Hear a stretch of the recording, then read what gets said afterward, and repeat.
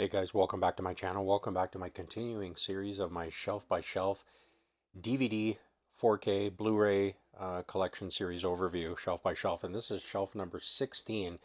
And we're back on the couch, as I mentioned a couple videos ago, because of the location of the cabinet, the bookcase. It's pretty difficult to film, so it's just easier to come on the couch. But either way, let's get started. So first we have Grace, the Possession movie. Started off kind of slow. Kind of picked up. It was decent. Kind of picked up steam and it was decent at the end. Slow start though, but yeah, Possession movie. Lots of those. Deliver Us from Evil. Now there's a bunch of films with this title. Um, this one's like an investigation type of thing. There's a series of bizarre murders and it's all related to something supernatural.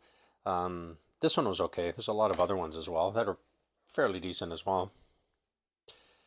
Nicolas Cage in The Wicker Man. Yeah, includes the shocking alternate ending not seen in theaters. Yeah, man, oh man, this is so bad. But it's, I guess, unintentionally hilarious. But yeah, the bees, not the bees. Yeah, man, oh man, Nicolas Cage. Beast of the Bering Sea, Damn Seam Vampires. Yeah, one of those creature type of feature kind of deals. Don't think I've seen this one, but it's based on looking at it, I can tell it's not going to be great. This is Caw, and this one actually features Rod Taylor, who was actually in The Birds, the Alfred Hitchcock film. Kind of interesting. I haven't seen this one. Curious. I'll have to check it out. I'm curious to see if his involvement made it any better, but it's hard to tell. The Triangle. This is like a 4.5 hour mini series, I guess. Um, I haven't seen it. About the Bermuda Triangle. Some decent cast there. Stephen King, The Dead Zone. So this is the remake, I guess the reimagining movie, I guess. There was also a TV series of this as well. Haven't seen either. I saw the original film with Christopher Walken, but haven't seen this one. I have to add it to the list. Detention. Don't think I've seen this one either. Looks like a horror comedy. I think it is. Yeah, horror comedies are hit and miss with me. I don't know. Sometimes I'm in the mood for them, and sometimes not so much. Next up is Lake Placid versus Anaconda. So this is a series of kind of crossover films. There was a bunch of them with the Alien, and Predator and things like that. Anaconda, just interestingly enough, I just finished watching the entire series. I went and revisited it. It was okay. It was pretty decent. Got progressively worse, and I don't think I've seen this one. I've seen Lake Placid, those films, but I haven't seen this crossover, so I'm not sure. I don't expect too many things. Next up is Carriers, kind of a viral outbreak type of deal. Uh, I've seen it. I don't remember it. That's the thing. If you don't remember it, is it because it was not memorable? It was bad, or I don't know. I've always wondered that. But too many movies, right? And speaking of which, yeah, California. This is another one too. Saw it a while way back, but don't remember. These used to get big hype. I remember back in the day. So Tideland, to this special edition. Yeah, I don't think I've seen this one either.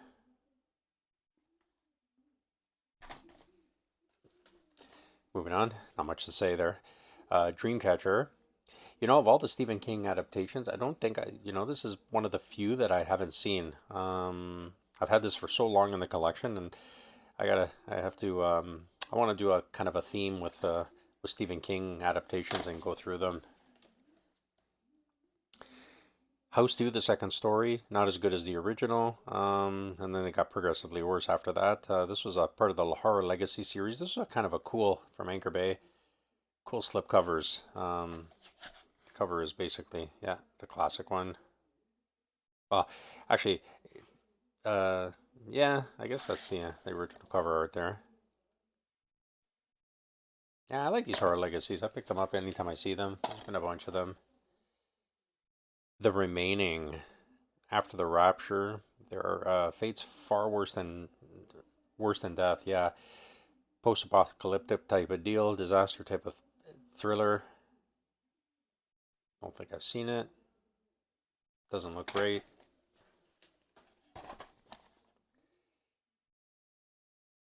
Deadland, yeah, all of these I've seen them way back and haven't revisited them at all. Again, some movies you just kind of watch, first time kind of thing, and then let it be. It doesn't draw you to watch them again. Underworld, this was another one, a series. I don't think I've seen these. I have them all actually, which is interestingly enough, but I haven't had a chance to binge watch them. I always pick. Sometimes I pick up stuff like this for the intent of binge watching the series, and then you never get to it because you get distracted with other day to day things. Speaking of the horror legacy series, we have House. I liked House. First one, it's backwards. Uh, House 2 before House 2. Ding Dong, You're Dead. Yeah, good stuff.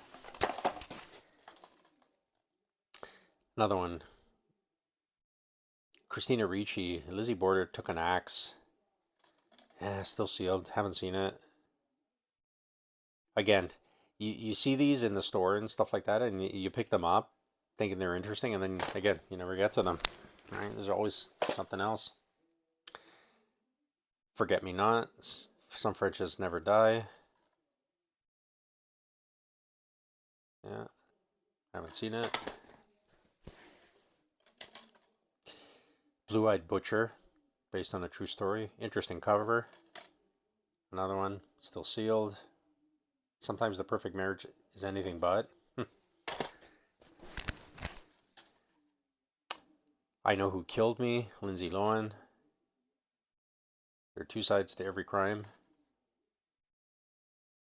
I guess this is again. I don't remember if I've seen this, but this probably another one where someone dies and they come back to they come back in through another person to try to solve a murder type of thing. I'm assuming that's what it is. It seems like it's that way, but I might be totally off. But Home Sweet Hell, Patrick Wilson, Jim Belushi. Those are pretty named characters there. I haven't seen that though, but Extinction, Extinction, Matthew Fox, Jeffrey Donovan. When the undead can evolve, no one's safe. This is the shelf of ones I haven't seen, still sealed. These are the type of things you would do in a Halloween type of, pull them all out and just watch them over the month of Halloween. Passengers, the line between the world and the next, this world and the next is about to be crossed. Another one with Patrick Wilson, interestingly enough.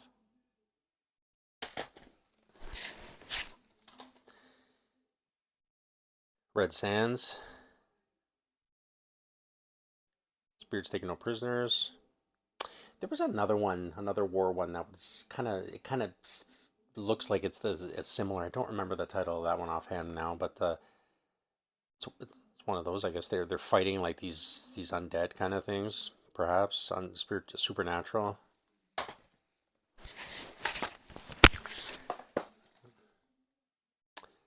The Intruders. Another one here. Read the description there. And another one I haven't seen.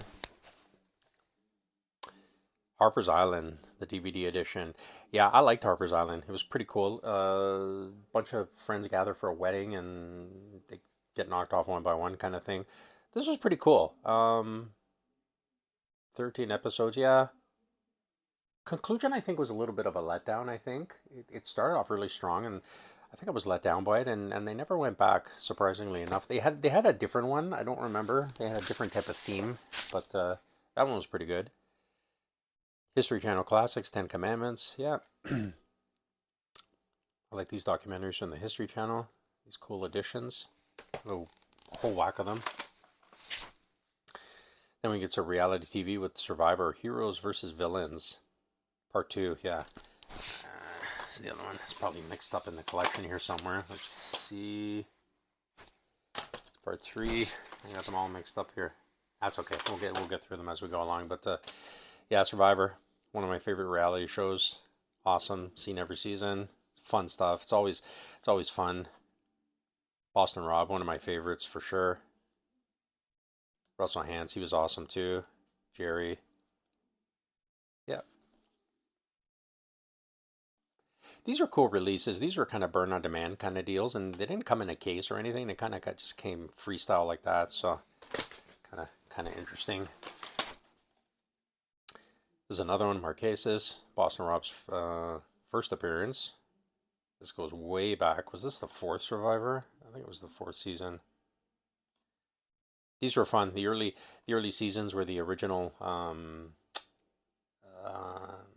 the game was very very simple. There weren't like idols and all these different twists and things like that. It was a very simple game. It was a social game, so you had to build a strong social game and also be able to win competitions. But now it's so twisted now that it's totally different now. Survivor Africa. This was the second season. Kind of disappointing. Sorry, the third season rather.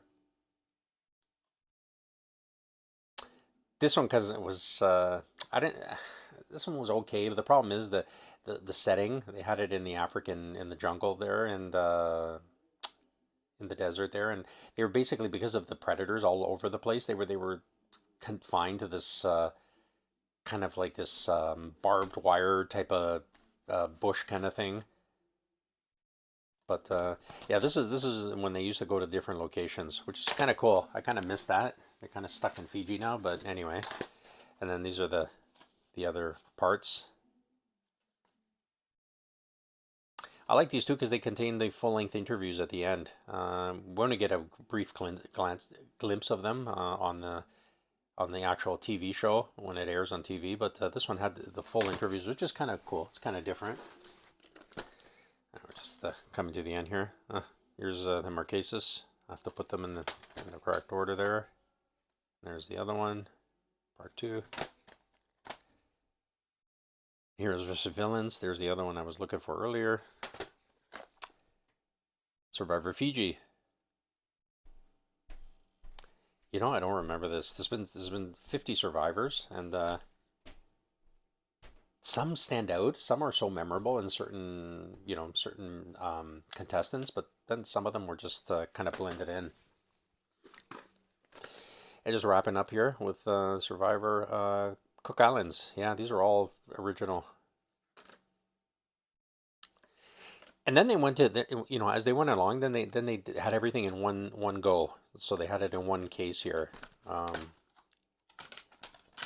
which is kind of nice. I like that they kind of improved themselves in that and kept it in one case, one edition here, as opposed to just having loose ones there. But that's gonna do it, guys. Yeah, join me for the next one, and we'll do it again. Take care.